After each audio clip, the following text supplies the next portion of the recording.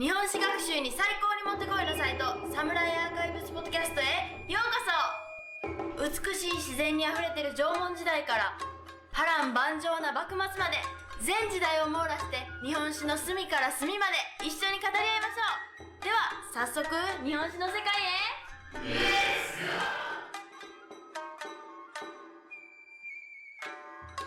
へ。Hey everyone, welcome back to the Samurai Archives podcast. Back in mid-February 2021, Netflix aired a documentary called Age of Samurai: Battle for Japan that featured various historians talking about Sengoku-era Japan. I have two of those talking heads for you today, Nate Ledbetter and Dr. Elijah Bender, who you'll recognize from past episodes of this podcast. We also have Megan Gilbert, a doctoral student from Princeton, and Josh Badgley, the host of the Chronicles of Japan podcast. We'll be discussing the documentary, what it was like behind the scenes, what was left out, and the good, the bad, and the ugly overall. Before we get started, please check out patreon.com/Samurai Archives to support the podcast and check out all the stuff that we have going on over there. And thanks to all the patrons for your continued support. Okay, let's get started.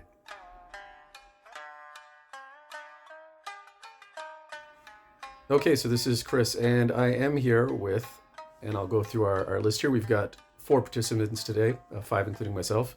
We've got Dr. Elijah Bender, history professor at Concordia College. Nate Ledbetter, PhD candidate in East Asian Studies at Princeton University and retired military officer. We have Megan Gilbert, PhD candidate at Princeton University at the Department of East Asian Studies. And Joshua Badgley, host of Sengoku Daimyo's Chronicles of Japan podcast. And I'm also a doctoral candidate, although not in East Asian Studies or Japanese history, so I'm the odd man out, but doctoral candidate in clinical psychology at Hawaii Pacific University. So now that we've done just sort of a rundown of who is here, I want everyone to introduce themselves. So let's start with Dr. Bender. Hi, I'm Elijah Bender. I'm a history professor at Concordia College. I specialize in the 16th century, Japan, pre-modern history, environmental history, working on a book that will hopefully be out in the next couple years, but really focuses on resource disputes in the Takeda domain. I'm Nate Ledbetter. I am a PhD candidate at Princeton University, working primarily in the field of Japanese history. My research focuses on the evolution of warfare and its connection with ritual practice over the 16th century in primarily located in Kyushu, so in southwestern Japan.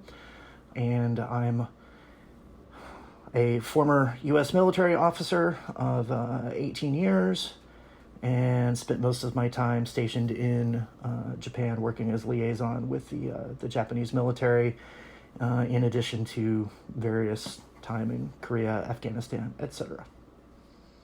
And then also I should point out, which I failed to do so earlier, is that, and for anyone who didn't realize, both you and Elijah Bender were talking heads on the documentary that we're talking about today. Yes. All right, and let's move on to Megan. Hi, I'm Megan Gilbert. I'm also a PhD candidate at Princeton University. I focus on the 15th century, so the century and a half before this documentary really gets started.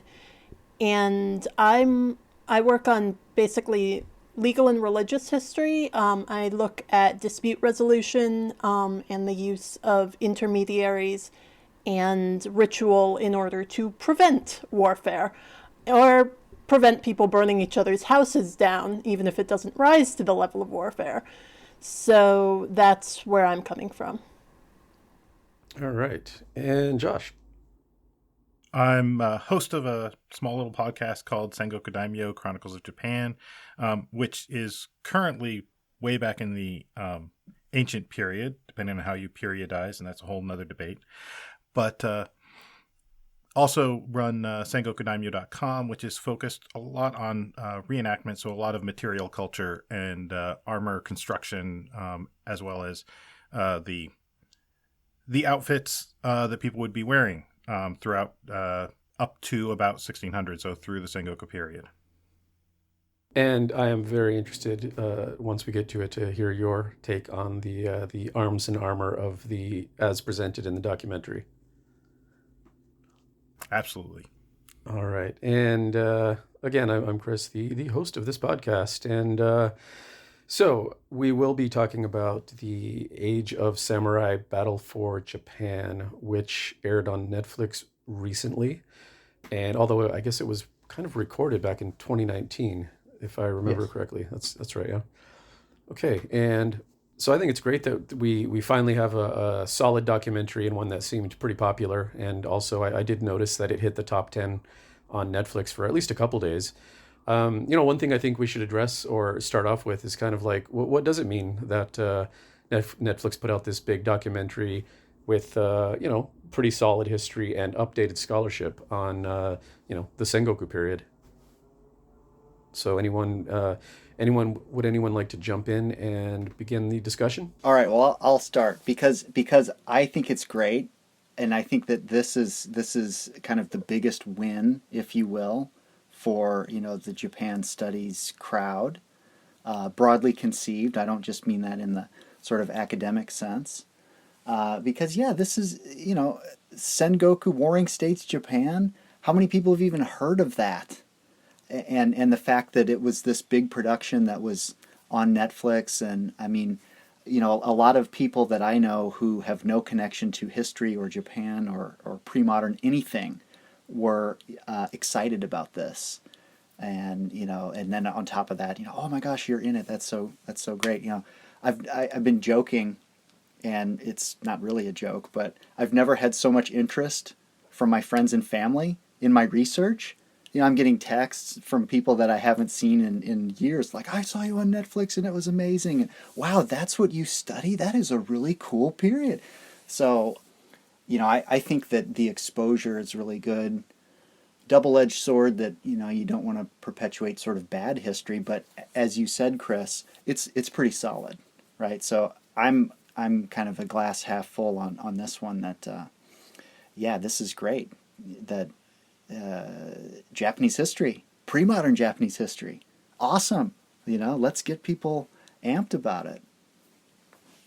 So I'll jump in next just because I have the same experience as Elijah, having been part of the production, and so therefore have much of the same experiences after it has debuted. I've had people emailing me, people that I haven't talked to since high school, and high school was a long time ago for me. I've had people emailing me that I haven't seen, from my Army career, that I haven't talked to in, maybe 15, 20 years. And it's really strange because these are not people who would have seen, anything that I said about, hey, this is coming out. Like, they're people who just spontaneously saw it. And the fact that it was in the top 10 on Netflix for a good solid week, or even more, was pretty amazing. I don't know, Elijah, if you had the same experience, but my my academia.edu page got the biggest workout that it has ever gotten on the weekend after it debuted, because it went from like flatlining, nobody cares who I am, to all of a sudden I'm getting LinkedIn requests from people in Turkey. I'm like, what's going on here? But I think it was great that it was made. I think it presents some wonderful opportunities to get pre-modern Japan in front of the public. It's easy, I think, maybe for even your audience, Chris, as the Samurai Archives listenership, to think that many people know about this period in history and Japanese history in general, because obviously they wouldn't be listening to it if they didn't have an interest in it. And of course, all of us are specialists in some form or fashion here on this call, so we're of course invested in it.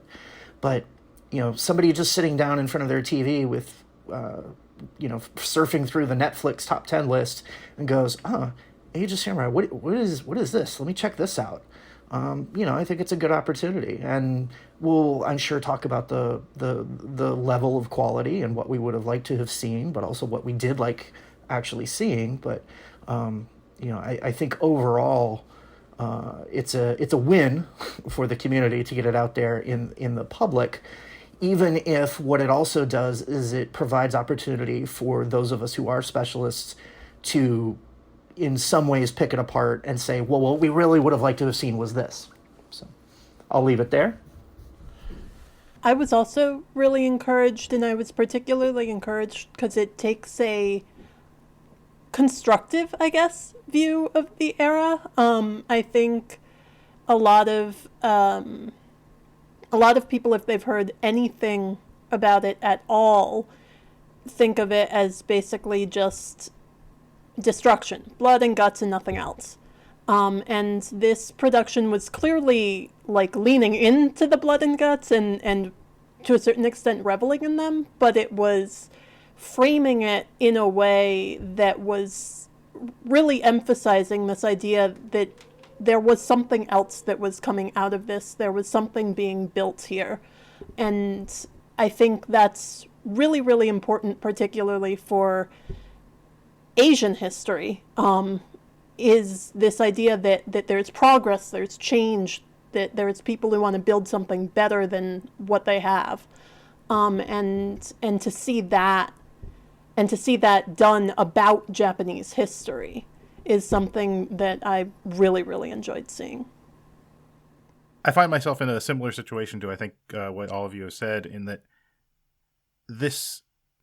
it would be easy to pick it apart. As a matter of fact, thinking about it as someone who's online and has an online presence, the easiest thing to do would be to pick apart all the little nits about what's in there.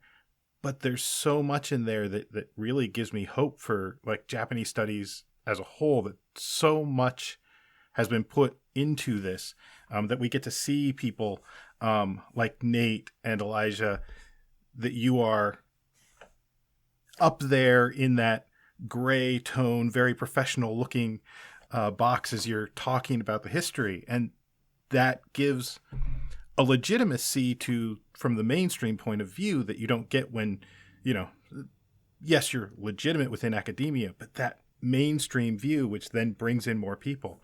The number of people, like you've all said, who, as I post things about it, and then I just post it to my personal page and whatnot, and I'm getting a lot of people who are not into Japanese history, and they're looking this thing up, and they're going, wow, that's really cool, and I really like it. And, they're not seeing all the little things, all the details that may catch some of our eyes. They're just seeing, wow, this is a mainstream production. It's about this era of history that I knew nothing about.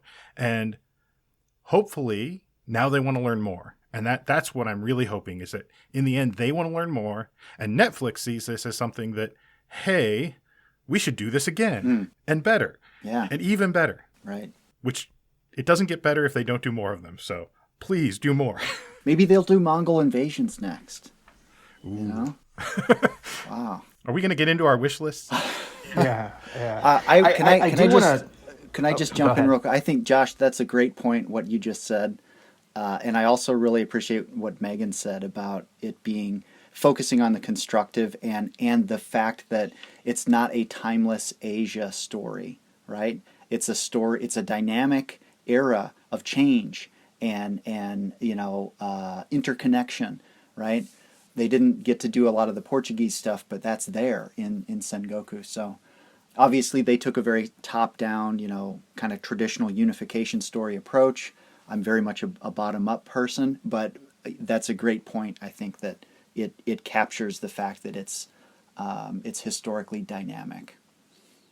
I do like the fact that it's a very cohesive narrative, and it actually takes you through the storyline, because a lot of these documentaries kind of give this sort of vague, like, ooh, the samurai, the most powerful warriors in the world with their immaculate weapons. And they don't really tell the story. They don't tell the story of the people involved.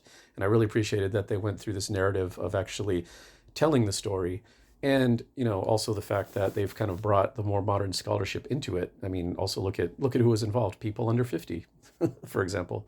But I really like the narrative, and I really appreciate the fact that they built out the story. They told the story from a narrative perspective, that's the sort of thing that really gets people interested. And, it was accurate. It was well done. So I appreciate that. And I think that was a very good thing to highlight.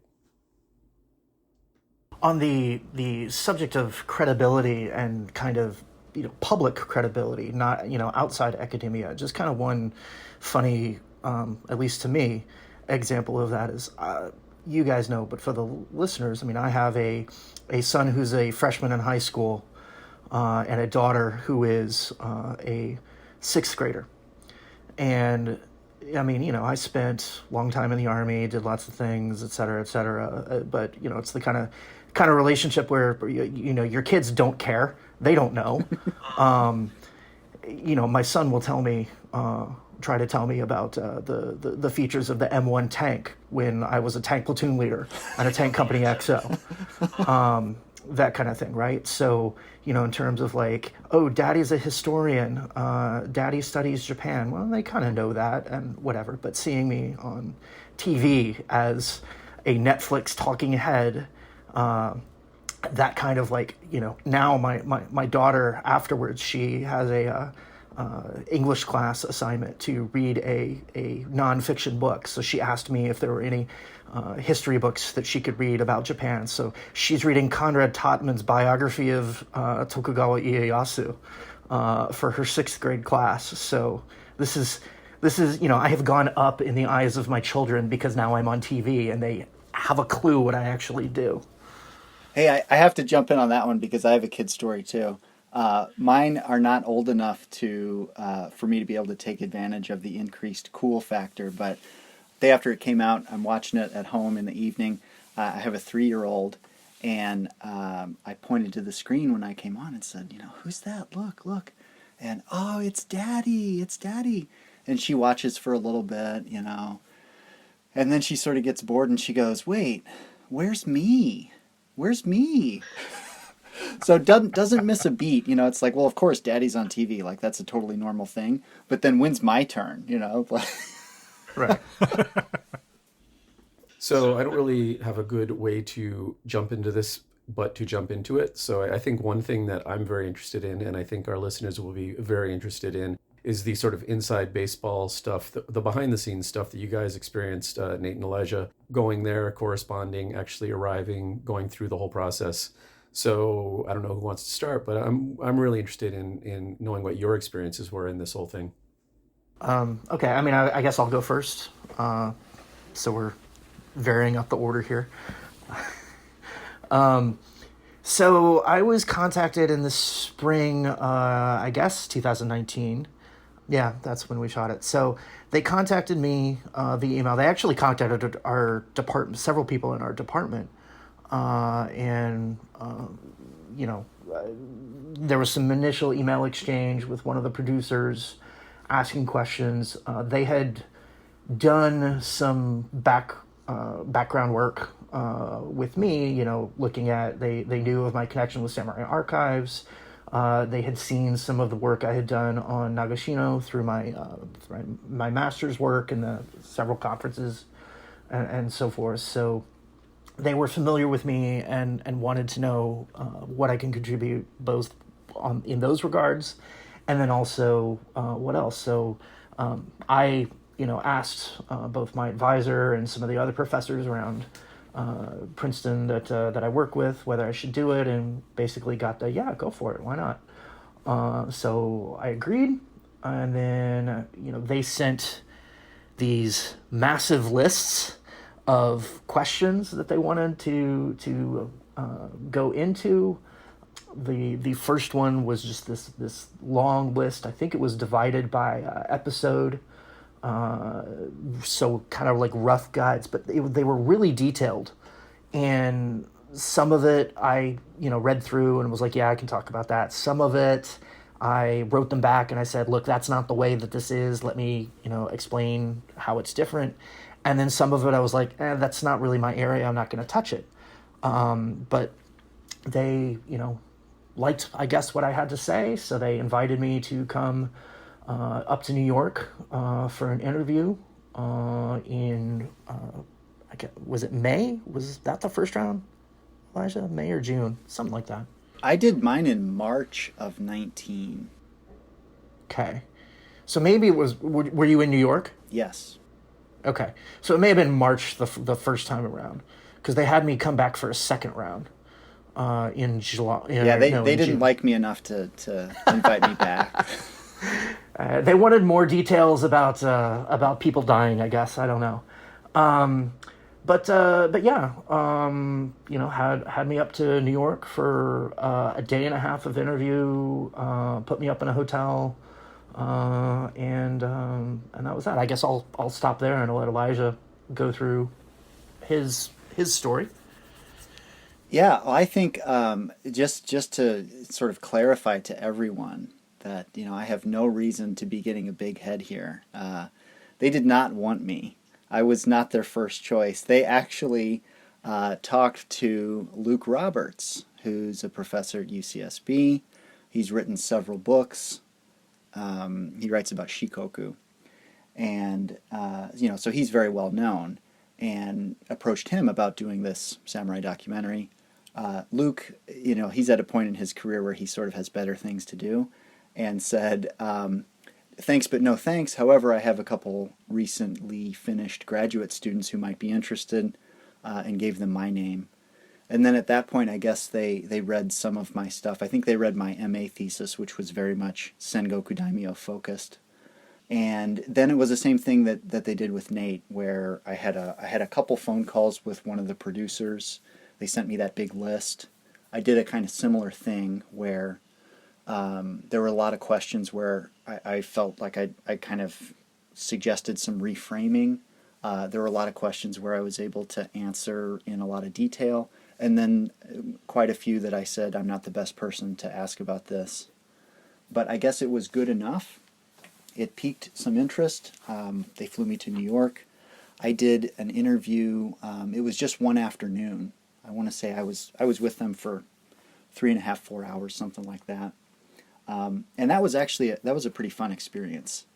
I thought that the people involved in the making of the actual show were just really accommodating, nice. I mean, they were enthusiastic. Like I actually had fun, talking to them, and they knew that I'd never done anything like this before, so they made me feel comfortable, and I just kind of talked at them, I guess, for like 3 hours. So I really appreciated that, and got to stay in New York for a night, in a nice hotel, and then didn't hear anything about it for like 2 years. I thought that it had gotten canned because of Corona.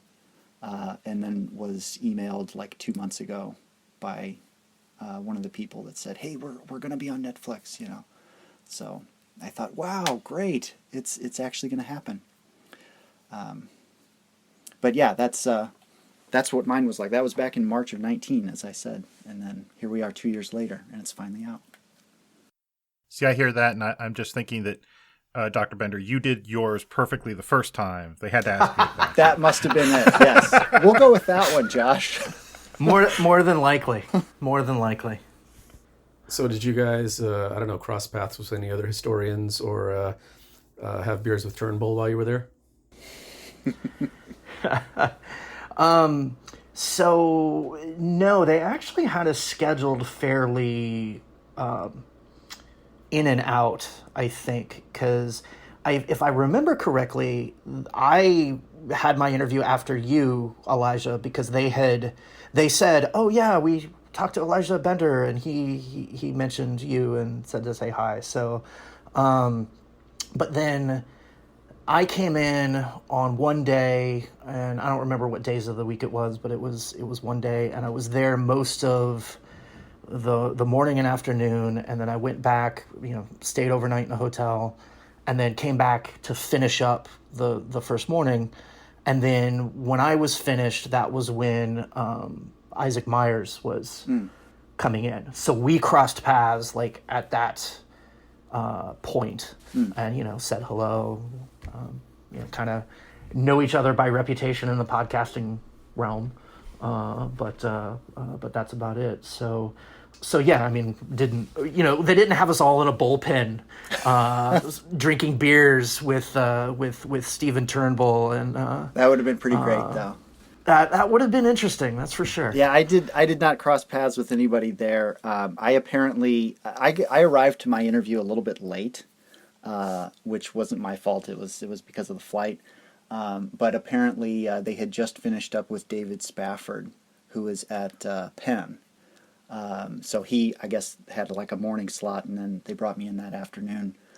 But right after I did my interview, this was it was in the spring, and I flew directly from New York to Denver for the Association of Asian Studies conference, which was in Denver that year. So then right after that, I ended up seeing David Spafford, Oleg Benesh, and a couple other people. And it's like, hey, Oleg, I heard that you were in the samurai thing. I was in that samurai thing, So that was kind of fun because he had just done his interview too, like, a day or two before. So sort of indirectly, I ran into some people. I also noticed that as I was watching it, that we had quite a few alumni from the, Nate, I think it was the 2012 Asian Studies Conference. Mm-hmm. We had, because I remember I had actually spoken to, I guess, Tomoko Kitagawa, she was there. I spoke to her. David Spafford, I spoke to him. David Eason, I spoke to them. David Eason, yeah. And there's no way that any of them would ever remember me, but I did talk to them back in 2012, so that was kind of cool to see them on there. But, one other question I have for you is that I'm curious, what were you guys led to understand this to be? Because when the word actually started coming out on the internet in mid to late 2019, the word was this was going to be a quote-unquote Game of Thrones in Sengoku, Japan, and it was going to focus on Date Masamune. Oddly enough, that was the word that was coming out. What sort of impression were you guys given when you were actually there as to what the plan was? Well, it was. Before I went out for it, I had sort of talked to a few friends of mine, mainly academic friends, about, hey, have you heard about this thing? Have you been approached? Like, what do you think? Does it sound like it's worthwhile? And nobody knew a whole lot. We did have the name of like the main producer, and nobody knew exactly who that person was.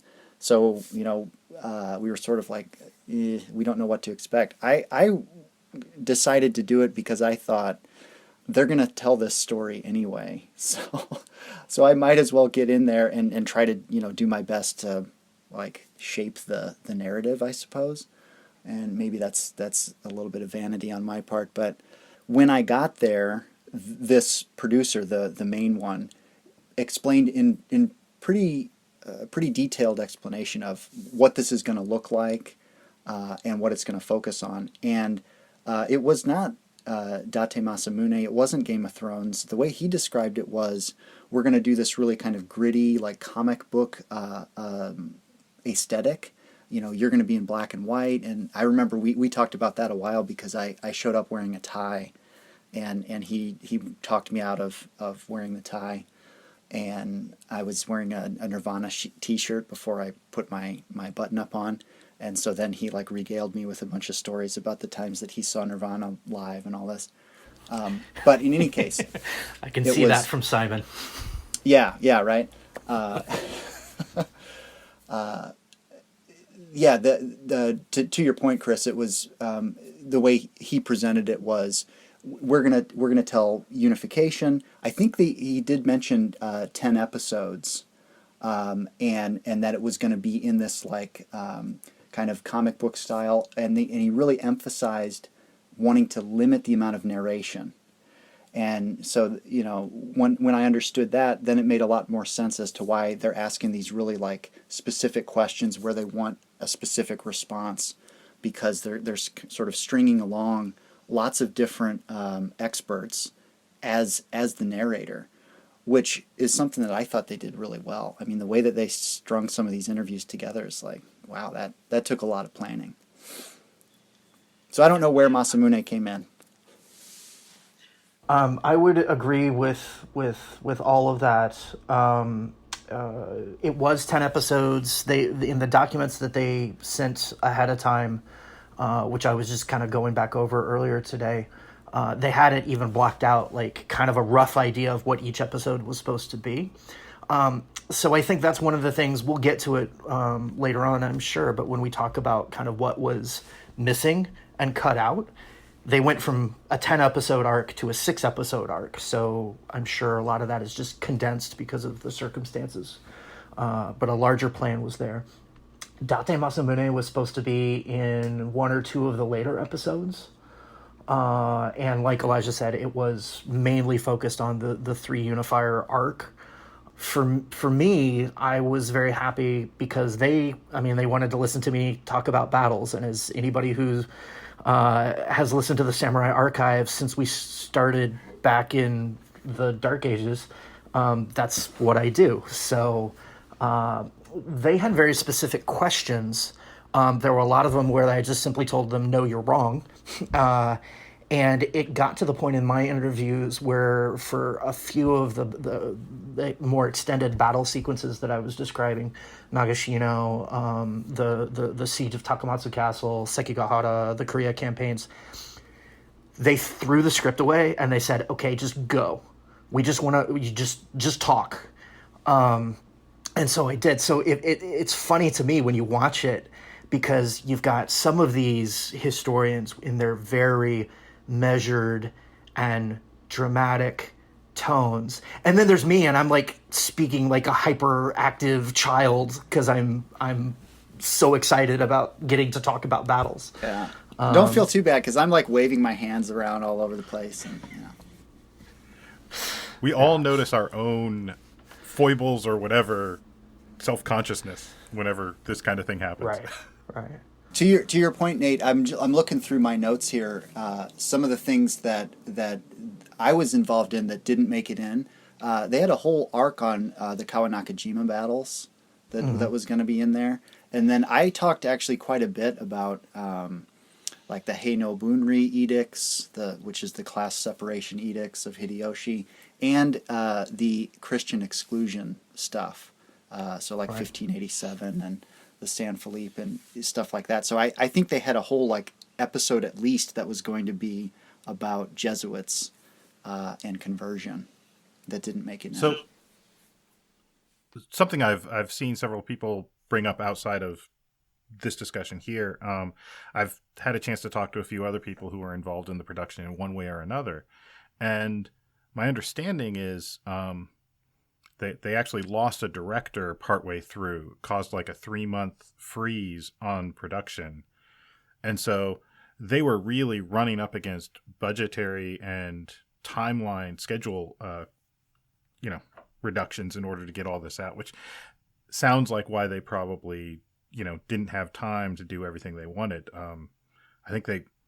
I heard through the grapevine they bought like tons of tea bowls because they were going to do a whole Sen no Rikyu thing, and it never occurred. And Megan, I just saw your reaction there, and I feel it.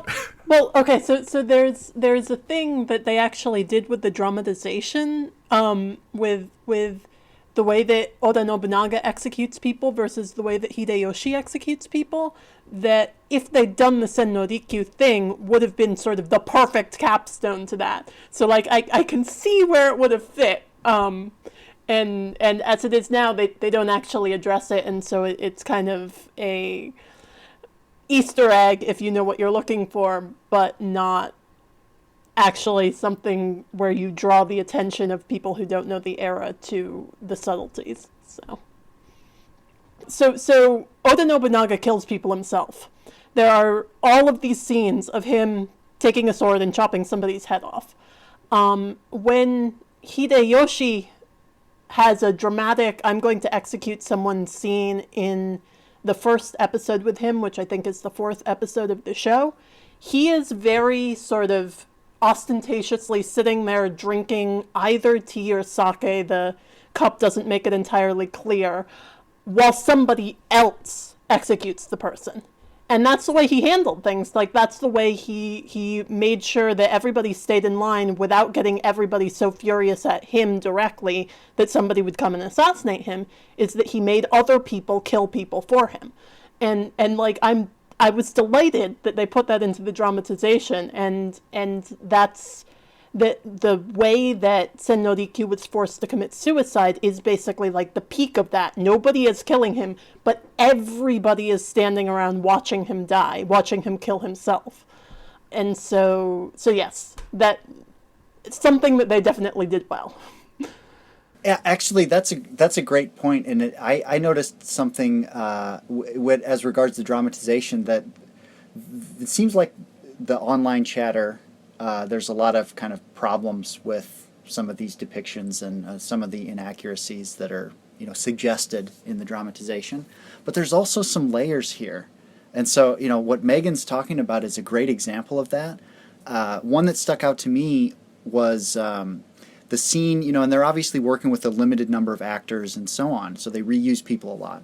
But the scene where I think it's Nate's going to have to help me out here, but when Masamune has his audience with Hideyoshi, where he's forced to participate in the Korean campaign, and Hideyoshi's really mad, but Ieyasu intervenes. The way that is dramatized, they have the actor who's playing Hideyoshi actually take a swing at Masamune with his sword, and Ieyasu steps in and blocks the blow with his fan. Now, obviously that it didn't happen that way, or so far as we know, there was nothing like that actually happened.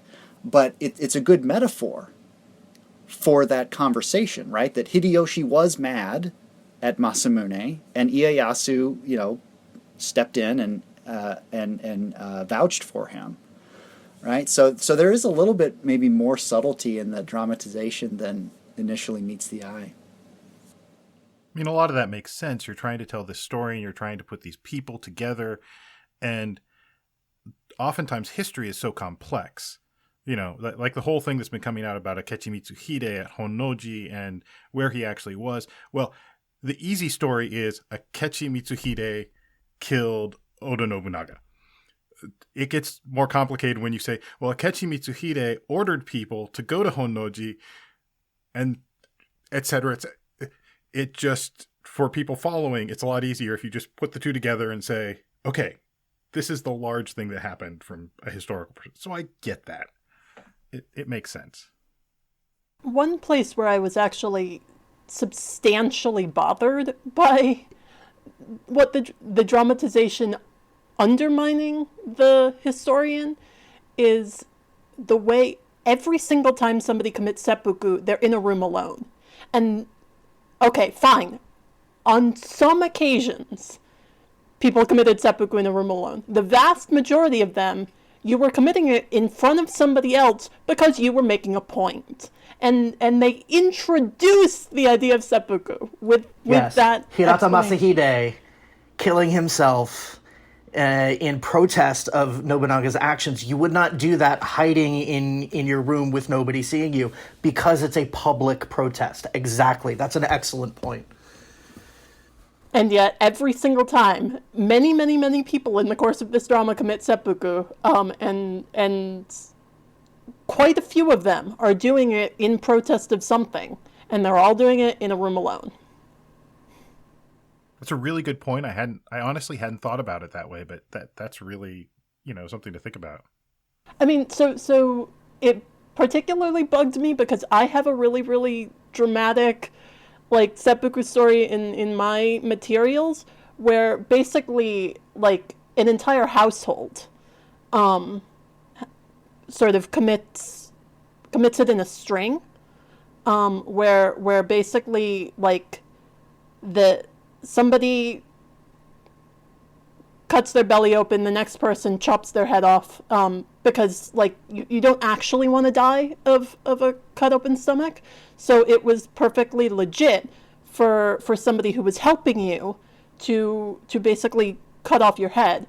And so there was all of this gossip at the end in Kyoto about how bravely the last person in line conducted himself, because he was the one who had to die of the stomach wound, and he was a major retainer of the guy who had been condemned, and so it's very, very clearly this community thing. So it was on my brain when I was watching. I'm kind of curious now, if you were doing it in protest, was there any worry that someone would come and take the knife away from you if you had the wrong people there, or? Not that I've ever encountered. I don't know. Have you seen anything like that? Any of you? No. No, I haven't run across anything like that. I mean, I think it's acceptable enough as a form of protest, like that it would be an extreme case where that would be, somebody would be stopping you from doing it. But Well, the only thing I can think of would be, I honestly can't think of a medieval example of this, but like in the early modern period, in the Tokugawa period, if you do something so bad that you're not even allowed to commit seppuku and you're executed like a commoner. There's a couple examples of that. But that'd be the only thing really. Well, like the Ronin of Akko, right? They're at least allowed to kill themselves.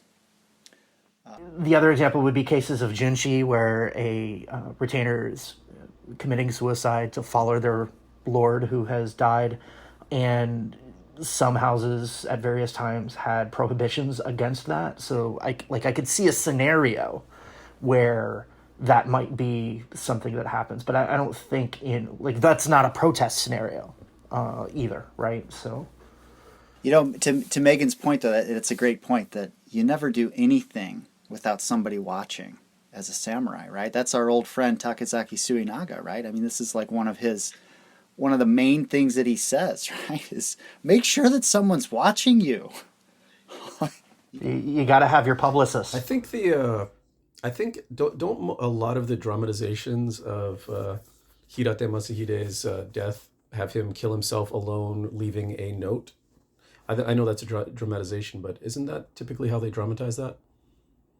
So, I mean, I understand where you're going with that. Like, if if you go back and reference Taiga drama and stuff like that, then potentially. But I don't think that that's the reality that we would be seeing, I think, is the point. Well, not only that, but I definitely agree with Megan. A stomach wound like that could take hours to kill you. So yeah, you're going to want to do that with someone around. Usually, if you do actually cut yourself a lot, that's noted usually because it's kind of rare, as far as I can tell. That there's instances where someone's talking about a seppuku and they'll say, "Oh, so and so really gouged himself really deeply," and that's noteworthy, right? Yeah, that whole tradition that theoretically you're supposed to bow your head at the moment when you're ready, and some people would just barely get the knife blade to the stomach and bow the head. So, right, which makes sense. I mean, given what's happening. Well, by the time we get to the 18th century, they're not even using. You don't even cut yourself anymore, right? It's just a fan that's there, and you sort of make a gesture, and then the kaishaku comes in, and so it becomes more and more ritualized over time. Certainly, I want to say that's from Ikegami. Ikegami has a whole chapter about what seppuku becomes in mid and later Tokugawa, but. So I would just say, in a battlefield context, I think often what you see, and again, not to derail us and have the history of seppuku here, but I think what you're seeing on the battlefield is, even if somebody does cut themselves in the stomach, they are then putting the knife into their throat, because you don't have the backup, right? And you also, as Josh just indicated, and all our podcast listeners can surely see, you're wearing armor. So you have different practical considerations there. But yeah, I mean, I think going back to the point of representation of different acts and different events in the dramatization, there's some that are fantastic in their complexity, and then there are some that you're just kind of like, okay, I don't really see where we're going here. One of the things, I actually had a friend a Japanese friend who worked in television production comment on was the funerals were very almost bizarre. I felt, and in some ways that's due to budgetary constraints, I'm sure, and what they were, working with limited resources, but it just seemed very off to have 3 people there, and then I think one of them they were on a bed or something like that. It was just very, very strange feeling. They put them on a pyre, and it was in like the middle of the woods, so it didn't have any of the trappings that you would expect of a high-ranking, cremation that would have been, again, viewed by, I imagine, a lot of people to see this ceremony, right? Right. Well, I mean, I don't really want to fault them too much for location issues, because it's not like they could go rent out the Daitokuji or something, but yeah, it was more just the feel of the whole thing. I don't really know how to describe it, but it was like the Nobunaga's father, Nobuhide's funeral at the beginning. At first, I was very confused as to what Nobunaga was like throwing on the pyre, because they didn't explain it initially, so it just like this big bowl of ashes. I'm like, why are you? I don't know what's going on here. And then they do eventually explain that it's incense. I just feel that it could have been staged a little bit better to kind of be more, I don't know, a little easier to understand, but also it didn't sit right with me. The one that stood out to me was the one that stood out to me was Hideyoshi's funeral, I think, where and I think that the biggest issue there was they're recycling a lot of cast members. So it ended up being, here's Hideyoshi's pyre, and it's like in the woods, which has a kind of wrong feel to it, at least for me. But then it's, Masamune, Ieyasu. It's like all of the same just kind of daimyo who've been in the reenactments up to that point.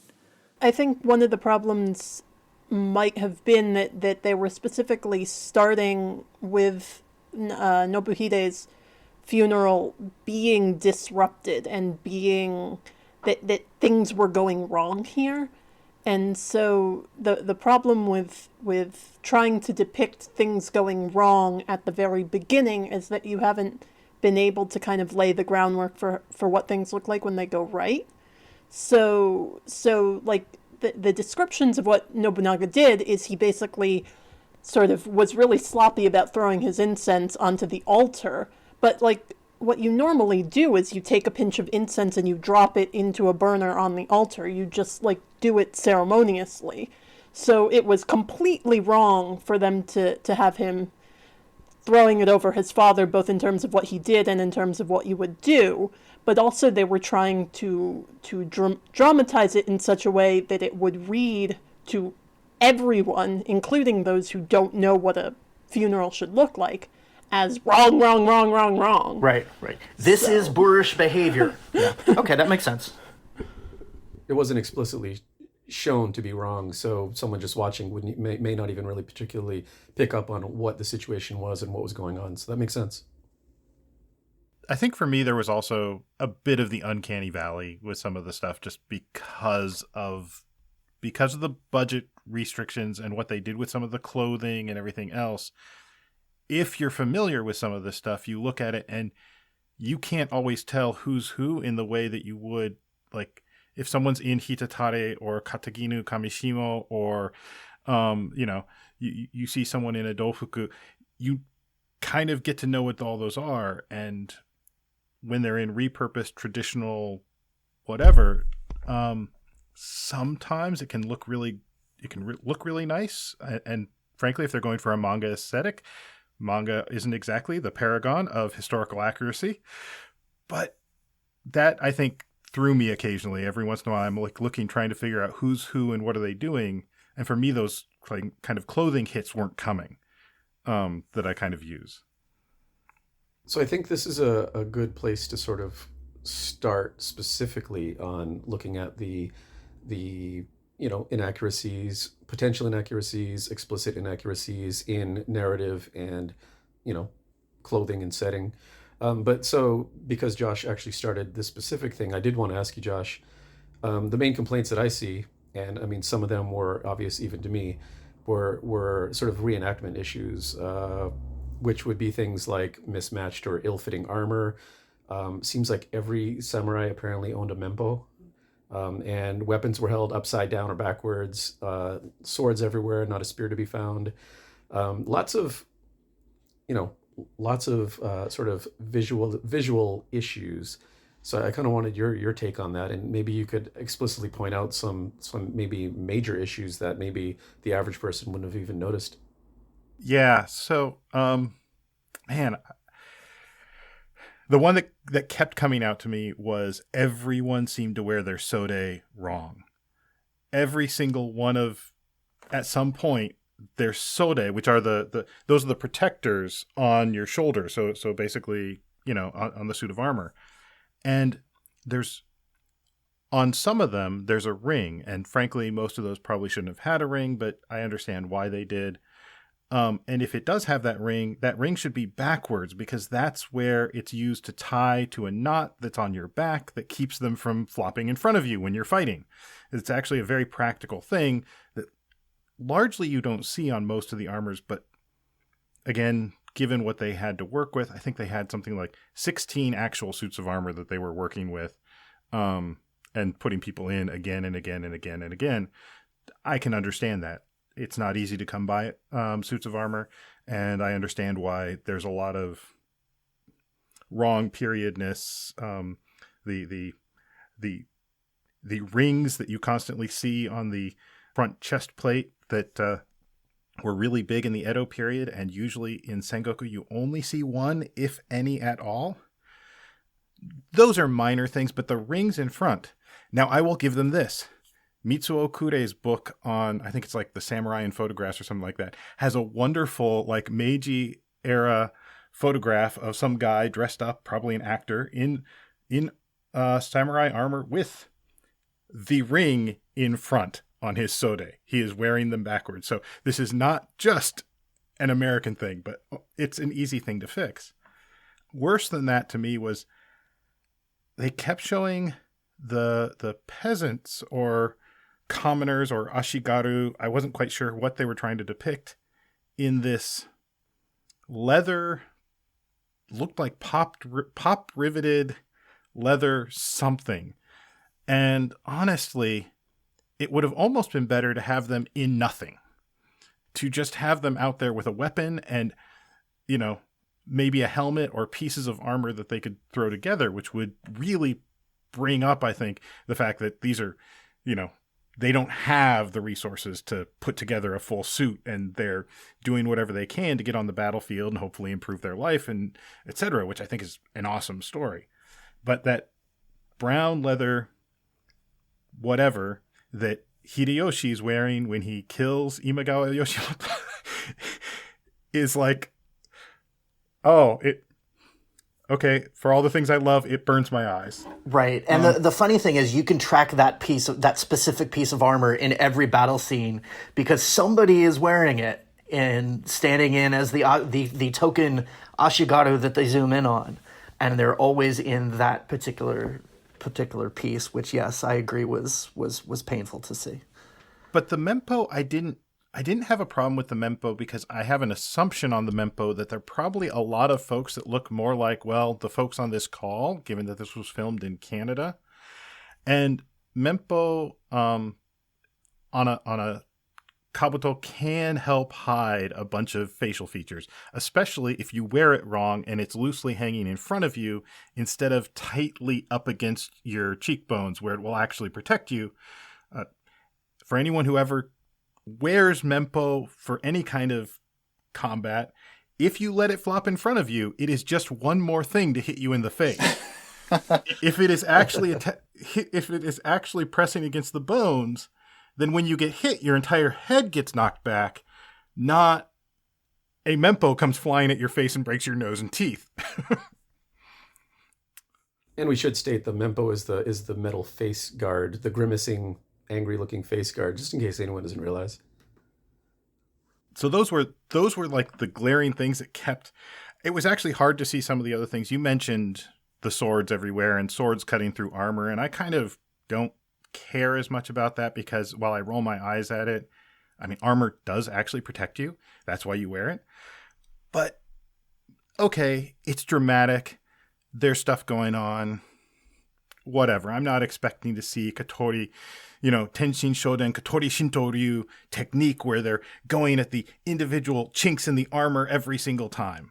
Actually, on that note, Josh, can I ask you to weigh in on something? Because again, we're talking about, I mean, and this was one of the weird things that they kind of vacillated back and forth with where, they're the most devastating and amazing warriors that history has ever seen.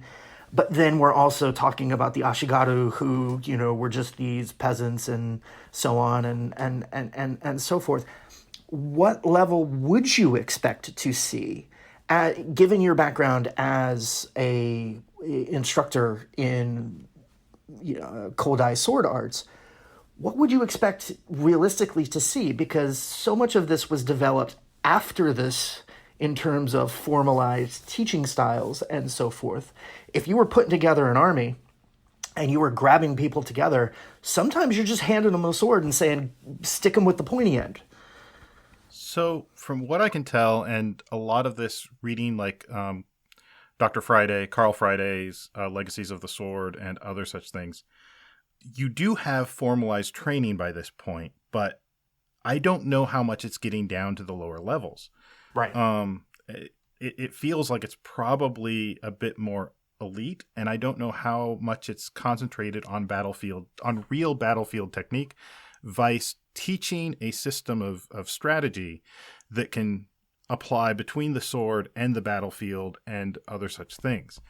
Most of the people would probably be using pikes and spears, and frankly, pointy end goes in the other guy when you are in a rank of men and you just push the spear forward as hard as you can at the other side.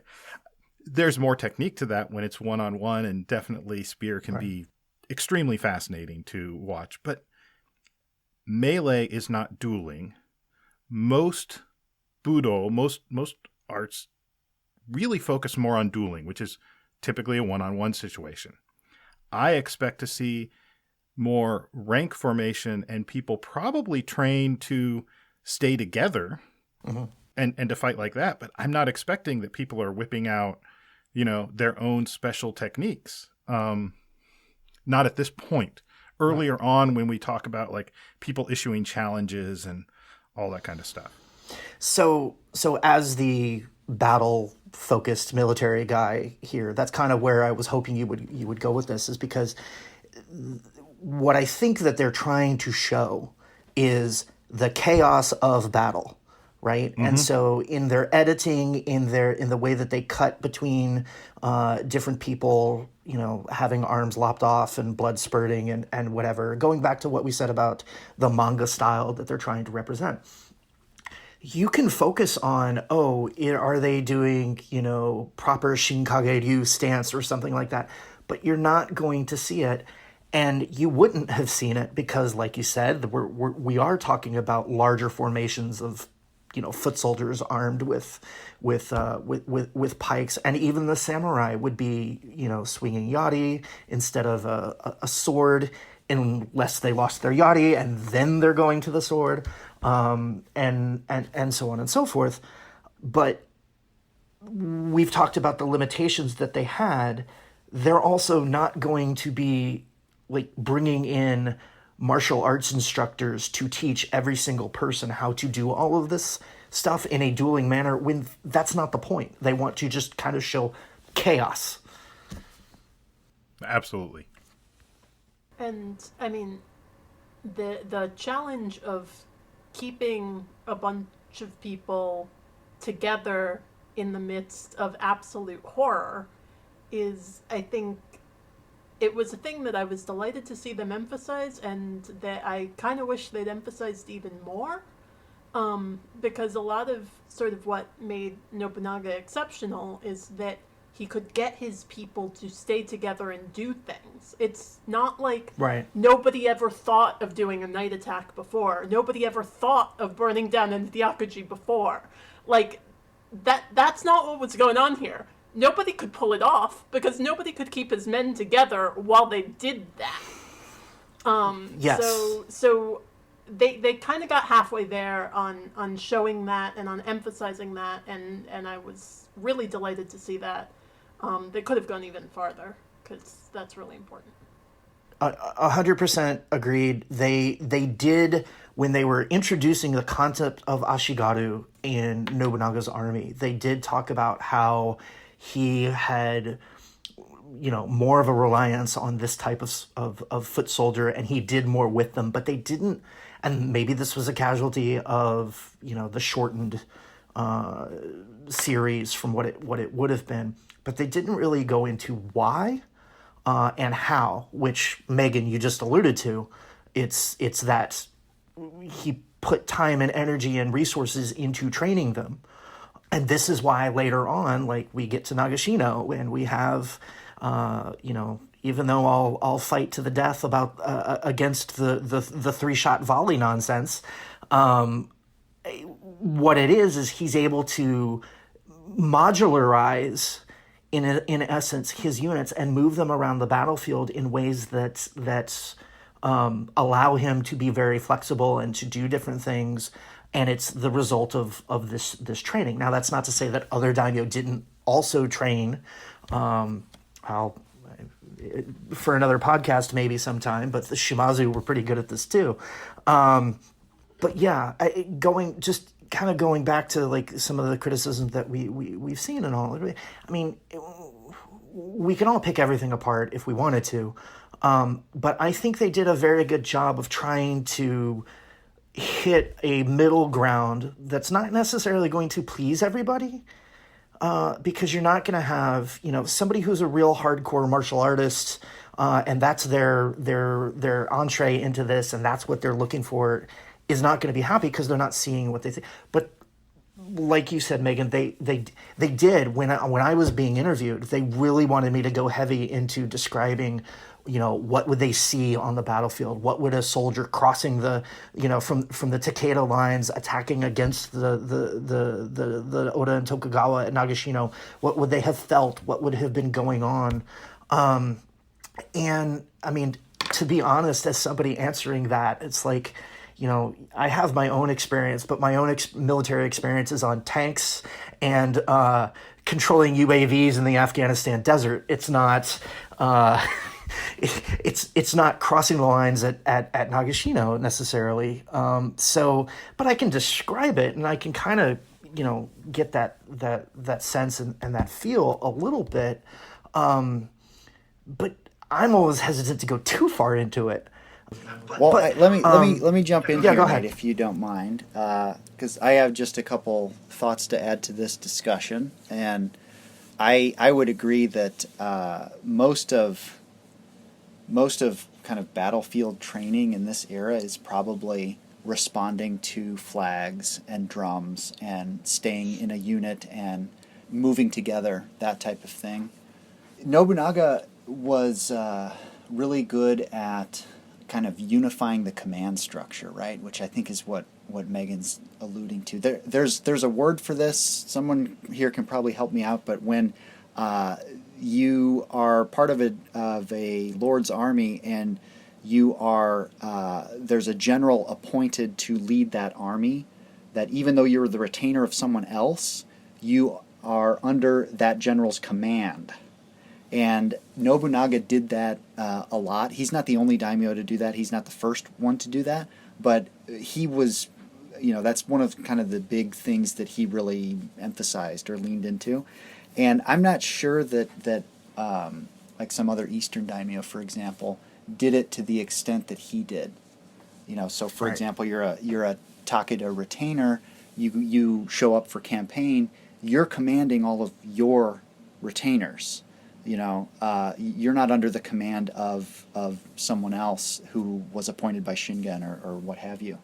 I'm sure that there's varying degrees of how that worked in different contexts, but that sort of unification of the command structure that then Hideyoshi just really runs with, and he's the one who actually does that on a large scale. I mean, just look at the Korea campaigns, but so all of that stuff, I agree that they sort of struck this balance, right?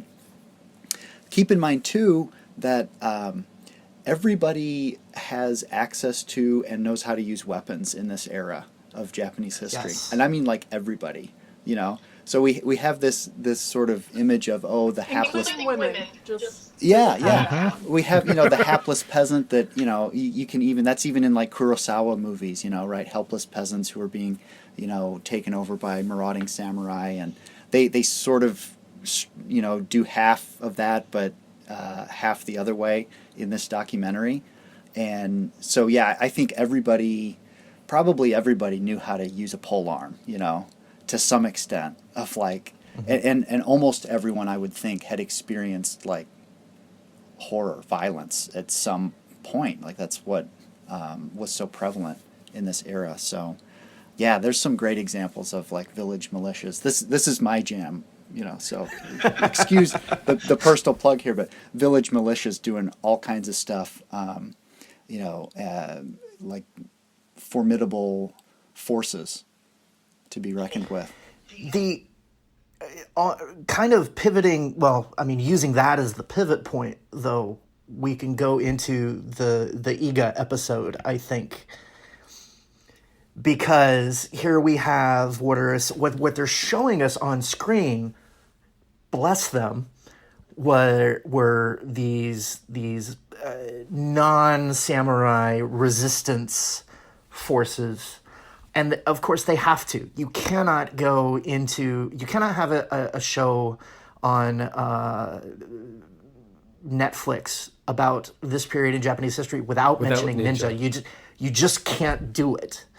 But they did, at least, even though some of the historians talking about it did go into kind of the legendary aspects, I really appreciated, and this sounds like such a basic thing, but I really appreciated not seeing one single person in black pajamas. No, I completely agreed. I actually think that it was a good thing that they did focus on Iga. There was some of the like reactions and stuff that I read who said, like, why on earth would you do an episode about Iga when it's, Ishiyama Honganji is the big conflict during that episode. But because you're right, I think, Nate, you have to address the ninja question. I mean, some of you here have probably taught, some version of a samurai history class. You cannot not say anything about ninja, right? So the fact that, okay, here it is, here's, and they presented it as, this is what gives rise to the legends, and it's a fairly good, I'm not going to say it's perfect, but it's a fairly good treatment, I thought. Right. I mean, well, and tying back into what you were saying about village militias and so forth, I'm not sure how accurate you would say that the depiction was to it, but it was showing people in normal, at least for the episodes. We've already talked about how bad the clothing was in some cases, but, they depicted them as the people that they were also depicting, right? It wasn't this special group with special uniforms of any type. And they showed them that these are people who are, ostensibly normal villagers of some form or fashion, who are also trained in military activities and everything from, of course they go into the whole, they could poison you by having sex with you and things like that. And it got kind of silly in some parts, I thought. But I thought it was really good it was a way to at least get into people's minds to question the idea of the black clad skulking around at night assassin, and to give them a something else of, okay, well, here's really how these things, how this idea came about and what the Iga Mono were doing. I wish that they had done a little bit more. Like, they did oversell it a little bit into the whole, they were just these peasants and like, so, there were warriors who were unaffiliated with particular daimyo houses who were, had territory in Iga and were part of the group. It was multi-class, let's put it that way. But I thought that was one of the really key positive points of the show, was that they avoided leaning into too many of these sort of tropes, but you also can't not address them. I agree. Because people will immediately be like, well, where's the ninja? There's no shuriken, was there? I don't think there was any No. shuriken, so that was good too. No. But, it's, I think that it's a pretty decent narrative, but one of the things that I would have liked to seen be more emphasized is the fact that there's really no divide between samurai and peasant at this point in time. That that was they kind of, as some of you have said, they sort of vacillate on both sides of that, but that could have really just been laid out of like, you know what, anybody who decides to pick up a weapon and fight for a lord, there you go. That's what it means to be a samurai. From the Takeda standpoint, the word samurai is almost never used in any Takeda documents. It's gunyakushu, so it's just the group who does military service, and it's that's the dividing line, is the group that does military service and the people that don't. And I suspect that that's similar in other regions of Japan, but just a little bit more nod to the kind of fluidity. And that lineage is more important than samurai status in this period of time, because it's not really, at least it's not that sort of official thing that it becomes in the Edo period, right? Yeah, and that being said, I felt like specifically there, although it was addressed that Hideyoshi was a quote-unquote peasant who worked his way up, I don't feel like they really spent enough time on that. And I mean, that alone is a fascinating story, and they mentioned it. It was presented, but I didn't feel like they really got into that. I feel like that's something they kind of missed out on. And that's just my subjective view. I mean, I personally would have done it differently, but I don't know. That's just how I felt about it.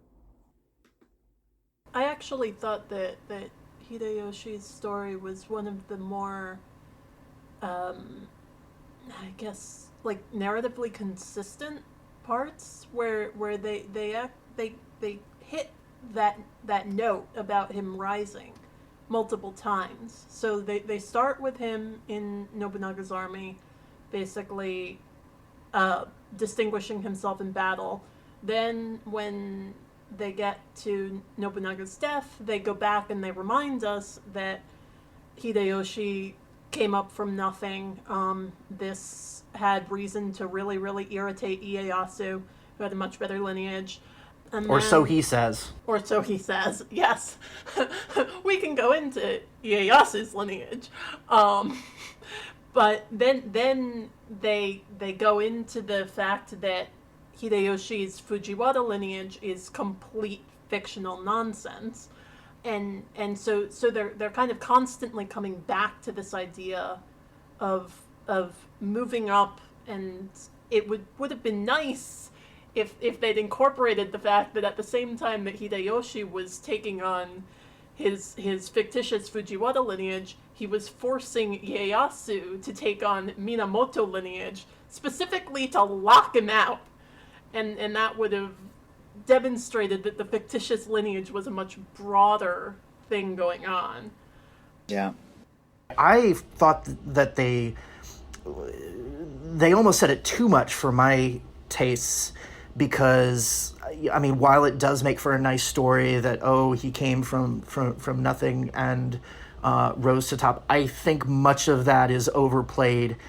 As Elijah said, there's a very porous boundary, if there's a boundary at all, at least in provincial society. But what I did like was that they did dwell on the aspects of him talking to the court and the Fujiwara. How do I get to become a Fujiwara and get the appropriate lineage to become the prime minister, as they termed it, which I thought was actually interesting, because throwing out too many titles might confuse your an American audience. Yeah, okay. This is a term that I have to translate a lot. I'm good with it. If Megan says it's good, then I'm good with it. Hold on a second, Nate, because I'm thinking that what was really lacking with that whole arc is there's a contemporaneous term that they could have talked about. Geikokujo, right? That, you know, and from the perspective of, you know, all of these Kyoto aristocrats, it's all these up-jumped bumpkins, right? Like that, what's going on? You know, the world is upside down, right? And so that would have been a way to show that, like, there's this kind of older status structure that's there, you know, that is being changed and being manipulated in ways that certainly a lot of the old guard doesn't really like, but that is kind of part and parcel of that social fluidity, social mobility that you're talking about, Nate. So, yes, and I see Megan raising her hand as well. Here's what I'll say about that, because I think that may go back to kind of some of the differences I see in the Sengoku period from my vantage point in the West versus you in Kai there. And so, but you're right, they could have used that as a narrative vehicle to talk about. And it wouldn't have been very surprising if I mean, it's, in some ways it's surprising that they didn't. The second point that I wanted to make, and then I'll yield the floor again, is to hit on Megan's point, where you were talking about, you know, you just brought up Ieyasu being made to take the Minamoto lineage. I did like how they talked about the, I forget who it was that said it at the time, but they did talk about the fact that at periods, the title of shogun had not been as important. Now, I don't know if I'd go so far as to say the Ashikaga weren't all that. The Ashikaga had trashed it, but they didn't want to get into who the Ashikaga were, so they couldn't talk about the fact that the Ashikaga had made it mean nothing. Right. So, but I liked the fact that they did, because what is anybody who's ever read anything fictional about Japan in this time know? They know James Clavell and Shogun, and they know that that's like, oh, well, that's like the whole ruler of everything. So I like the fact that they did point out that there were times where that just wasn't all that big of a deal as a title. So, and that Ieyasu kind of reshapes it. I thought that was excellent. I'm right with you, Nate. I mean, the fact that they went into that and didn't make the shogun, the title shogun, the end all be all, that everyone is trying to get to shogun. That's because I think the pop history narrative that I hear so often is Hideyoshi was a commoner, so he couldn't be shogun, and so he was never. And they didn't go that route. They didn't try to do that, which kudos to them that they didn't try to head that way. Yeah, that's that trope that always bears its ugly face. Yeah. It's a great Edo period trope, because the Tokugawa would love that trope, because it just shows that the Hideyoshi, that the Toyotomi are illegitimate, and therefore they're really the ones on top. Just forget all that other stuff. Right.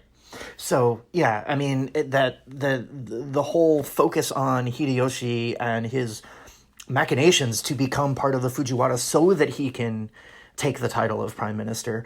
I think it's great because it focuses on the importance of lineage. It focuses on the changing of social status. And it shows that that's really, like, I mean, the Fujiwara were higher than the Minamoto, and he's going for the top one. And exactly, I mean, you know, Megan, you said it. He's using the existing social structure to his own political advantage to slot people into positions. And it's how much of that does the average viewer get out of the show? I don't know, but at least they did it right. I think actually one of the most brilliant tricks that Hideyoshi and Ieyasu and subsequent Tokugawa people ever pulled was changing status performance to performing violence instead of performing non-violence. So that, like, when you're in the 1400s, to keep certain status within the court, you have to perform not doing violence. That like, when somebody insults you, you can't slap them, you can't stab them. You might be able to get other people to stab them if you're in the right place at the right time, but you can't do it yourself, and it's part of your performance of status. So the violence was the thing that sort of the great masses did, the hoi polloi did.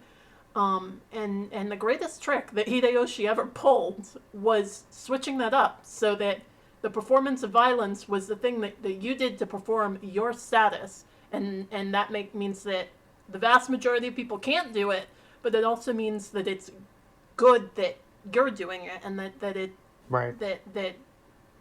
going in his armies is kind of a reification of their own status. Well, and I mean, whether you want to go with the Gekkokujo narrative or just that, hey, there's this period of civil war going on. I did like how they do show Hideyoshi's monopolization of violence. I would have preferred, had they, instead of using Date Masamune as the example, that they had used the Shimazu. Just personal Kyushu. preference. Yes, I'm a Kyushu nationalist. I can't help it. But yeah, I mean, I think that's a very important point of what's going on as a political process that, Hideyoshi institutes and then the Tokugawa then continue. So I thought that was very well shown. So I was going to say a couple things. First, for the Geikokujo thing, I wasn't suggesting that they sort of presented in this, kind of classic society's upside down way, but just to point out that is a contemporaneous term. So there were people who perceived of what was going on at the time as such, and thought, this is not the way it's supposed to be, and recognized that there was this great fluidity that was different from before. So I do think that's significant, and obviously that comes from a certain perspective in late medieval society. But there's that. The sword hunt thing is actually something that I had kind of mixed feelings about when in the show, and that was that, I mean, you're right that it's, at least performative and discursively, it's monopolization of violence. Scott, that's one of the fundamental, things that a state does. But we're again sort of stuck with this hapless peasant image where, the samurai just came in and kicked down the doors and took everybody's swords away. Well, we know that that's not true. We know that a bunch of people still had swords. A bunch of people still had guns. Villagers hunt in the Tokugawa period with guns. Some villagers are allowed to wear swords within the village. So they essentially have samurai status within the village. This is that gets into the whole spheres of authority, right? And where are you allowed to perform what aspect of your status, right? So you're a daimyo doing omemiya. You that's different before the shogun than it is when you're back in your own domain, and that operates on all class levels too, right? So some village headmen, they're basically samurai within the village. When they go to talk to the bugyo or something, they can't wear a sword because they're not allowed to do so. And so we have this when it gets to the sword hunt, it's like, and that's the end of it, and all of the samurai have all the cards, and the peasants just sort of go back to farming and they don't have any weapons anymore. Well, sorry, that's not actually what happened. I know it was a Canadian company, but it did read to me as a sort of very classically American response to the idea of somebody seizing weapons. That like, of course, somebody coming around and seizing weapons is going to be this violent moment of overpowering state force, and we're going to watch people being miserable. Whereas, like, a good chunk of it was actually was not, I'm going to seize your weapons. It was you're going to choose. Like, come with me, join my army, give up your weapon, pick one. And so there was a great deal of kind of voluntary response to it. At the same time that there were plenty of people who just put their weapons away in an attic and said, "Oh no, I don't have any anymore." Right. Yeah, because wasn't that the G Samurai? A lot of them, I mean, they had to choose, and some of them went, I can be wealthy and comfortable and not go to war as a very wealthy farmer with lots of land, vice going to war and dying. Which one of these two things do I want to do? Right. Well, and Yeah, as I so- said, for a lot of those people, you basically become, you basically have samurai status within your village, you know. And I would presume because lineage still matters. And so even if you had, quote unquote, hung up your sword, your family still had the memory of what your ancestors did back in, whatever period. Well, that whole thing, and the sword hunt, what makes that possible is this documentary gave the very kind of top-down, it's imposition from above story. I guess I can't really fault them for doing that, but there's a whole lot of other stuff that I see on the ground that's in place in terms of conflict resolution mechanisms and different arrangements in terms of service obligations and how that's sort of reorganized, what the role of the daimyo is going to be, the whole Kogi discourse of, okay, we're in this position because we're the ones who can sort of keep a lid on everything and keep everybody in line, and that's for the good of the realm, right? That's what Kogi means. But that's sort of like the level 2 story. I feel like it would have been a lot more difficult to get to that level of nuance. Am I misremembering? Samurai storming in and stealing people's swords, that's very digestible, right? Well, if I could just jump in real quick, sorry, but I just want to go, when I was talking about the monopoly on state violence, absolutely the sword hunt is part of that, but for me, thinking of, what I'm working on down in Kyushu with the Shimazu continuing campaigns and then getting smacked down by Hideyoshi, it's that daimyo level of choosing to continue war or choosing to abide by Hideyoshi's anti-conflict edicts.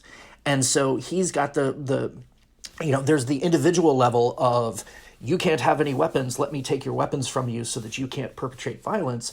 But there's also the political level of who gets to choose to go to war or not, over what reasons or not. And that's a huge thing that I thought, because, they showed it with Date Masamune, and I joked about, it should be the Shimazu, but I was very happy to see that in there, because that's one of those things, if you're going to go from the narrative of a Sengoku, everything, country at war, warring states, to a brokered, top-down imposed peace, that's a key element of it, is who has the right to declare war and mobilize for war. And I thought they actually handled that very well. Am I misremembering? I thought they talked at some point about the whole conflict resolution, the fact that you could no longer just resolve conflict between each other with violence, and I guess that was the and that seems like the promise the state's making to everyone of why you should get in line with this, why it's okay that you can be that rich farmer on your land, because I don't know if we're going to. I don't know if they did get into that, but the whole like Jiriki Kyusai versus Kenko Ryoseibai and all of that. Probably, I'm guessing that David Eason talked about that in his interview, and I don't think they went to that level of there's like everybody sort of gets a stake by handing a lot of conflict resolution over to higher levels, in particular at the daimyo level. In my opinion, that has to be in place first. You got to have stable domains before Hideyoshi can come in and say, okay, and now I'm going to apply that, for everybody. Like if there's no stable domains, how does he do that? He can't do that. If this hasn't already been set up in all of these different regions. Anyway, that's what I think.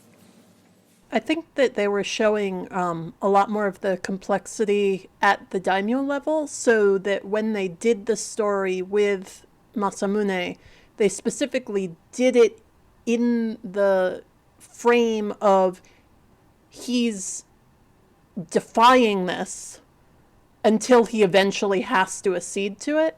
But they left it really, really ambiguous whether he acceded because he got everything that he wanted. He basically wiped out the Ashina and took over their power, and then acceded, or whether he acceded because, like, he'd really gotten to the point with Hideyoshi where Hideyoshi was gonna stomp on him if he didn't stop it. So they left that really, really ambiguous, which I think it was at all levels of society, but they only really show that ambiguity at the daimyo level, and I agree that that doesn't necessarily play well with the much more clear-cut story that they're telling at the village level, because you've kind of got these two different registers, which is generally a problem with history. Like, the people at the top are more real than the people at the bottom. Well, I think what this illustrates is that the question of how you get from the Warring States period to the Edo period, like how that transition actually occurs, is actually really complex, and there's a ton that we can you know talk about with certain people, certain scholars might want to emphasize one aspect or another, and like I think that's still a really lively debate because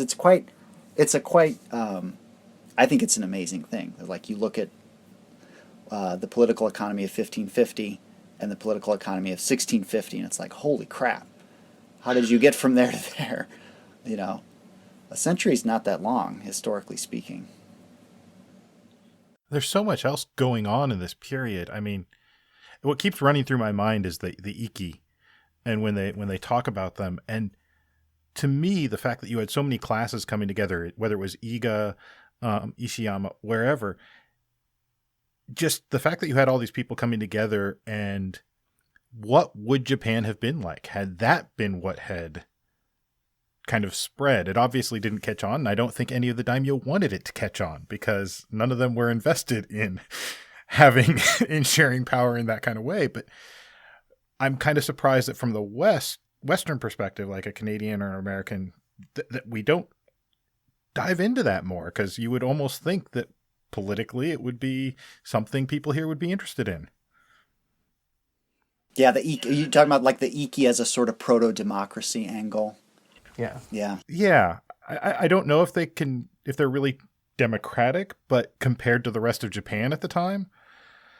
Yeah, well, I mean, some people, pointed out that the signatures in the circle, right? I mean, there is certainly some sort of consciousness of a more, I guess equality is the right word. But well, I mean, I essentially agree with you, Josh, that there's a ton of research to be done on Ikki still in English. I think it's a great topic. I actually, like, one of the scholars who got interviewed for this and didn't make it in, has done quite a bit of work on Ikki and on the fuzziness of Ikki, in the sense that sometimes it literally, and in most of the stuff that I'm looking at, it literally just means, for the duration of this protest, we're all getting together and doing this. And then in other contexts, it means something a little bit more permanent. But that often the boundary there is very fuzzy. And in terms of, if you're looking at kind of institutional continuity, then you have to get into something like Ishiyama-dera, and then your equality gets a lot more debatable. So I think it's a really sticky area of research that totally deserves more attention, but also that if I were a filmmaker, I would run screaming in the opposite direction, because we just have no consensus. Yeah, that's true. It is kind of a can of worms still. I would say like the whole maritime world too is another area where it's like, there's still a lot that I guess debatable or a vigorous conversation, is still going on. But just Can I use? Go ahead. Oh, just that it illustrates the real complexity. I was kind of disappointed actually that Peter Shapinsky wasn't in the documentary. He would have been great. I was gonna say, can I take that and haul us into the Korean War episode, because the maritime thing is really, really crucial there, and completely lacking. Yeah. But no, not just completely lacking. Like, worse yet, they went on the 800 years ago Japan invaded Korea, as opposed to Japan didn't want to control its own territory, and so it became a haven for pirates. Like, in right now, pirates who attack Korea and the Chinese coast. Like, if you're looking for a reason why you might have some political friction, 800 years ago versus right now. Okay, I'm stopping. I figured I was going to say that if I brought up maritime stuff, you Western Japanners would have a ton to say about that. I'm out in the East, so I can sort of forget about the water a little bit. But yes, please tell us what you thought about the presentation of the Korean campaigns. So again, I mean, I'm this horse lying by my side, I'm going to take another swing at it. But had the focus been less on Tohoku and more on Kyushu, this certainly would have been. And I mean, we mentioned it before, but like Elijah and I said during the lead up to the interviews, and during the interviews there was discussion about the Portuguese coming in, and I remember that I talked somewhat about the diplomatic and trade interactions with Korea and China, leading into the discussion of the Korean invasion and kind of setting that stage. So there were things that were there. Certainly it would have been useful to talk about, but I would also say, like, if we're focusing, as the show did, on Hideyoshi, or on Nobunaga, Hideyoshi, and then Ieyasu, then what's going to happen is, where do things peripheral from that perspective, even though they're more important in my mind, where do those things that are peripheral to that narrative then intersect with that narrative? And so it would have, I mean, certainly there was opportunity to talk about, European trade and the Jesuits and so on and so forth. Whether we're talking about, coming into Sakai or coming in through Kyushu. So that would have been a useful area to explore. But because we started that narrative, we lose a lot of the things that I would have wanted to talk about with the Ouchi and other Western daimyo having trade relations through the So in Tsushima with Korea, and with the Chinese down in Ningbo, and the different methods of trade, and officially sanctioned versus were fake officially sanctioned, and all of those things, which would have been fascinating, but are either prior to or tangential to the rise of Nobunaga as it's happening in Owari, and so forth. Where I think it does intersect, though, the obvious choice for all of this is to bring it in at least a little bit as foreground for the Korea invasions. Megan, absolutely fantastic point, talking about piracy. And I believe in my interview, I mentioned that one of the reasons why the Koreans didn't take the initial invasion seriously is because they assumed that it was just another pirate raid until you have 150,000 samurai landing at Busan, and it's like, oh, wait a minute, this is a little different than what we're used to.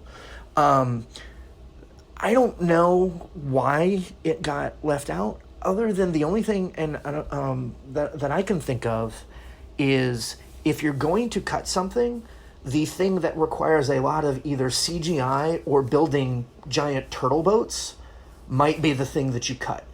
It's a lot easier to show a bunch of Korean peasants rising up against their samurai oppressors, given the limitations that the documentary, obviously had in terms of filming and such. But yeah, that's a huge missing piece of the Korea story that really should have been there. I mean, Lee Soon-shin's name wasn't even mentioned once as far as I can remember, which Nope, is kind of it mind-boggling. wasn't, and I was looking for it. Yeah. Yeah, I was waiting. I'm like, okay, and next they're going to talk about nope.